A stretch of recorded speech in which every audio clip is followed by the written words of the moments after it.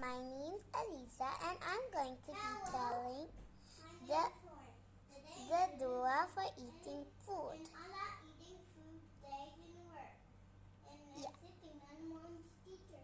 I'm very happy. That's my sister. Where? That's my baby. That's Yeah. your baby. And also, let me tell you the dua now. The dua for eating food is Bismillahi wa ala barakatallah. And always remember to wash your hands, because if you don't wash your hands and eat food, then you can't do it. And you also should say the dua after eating food, which I will say in the next video. Bye friends. Bye, kids. I will stop the camera now.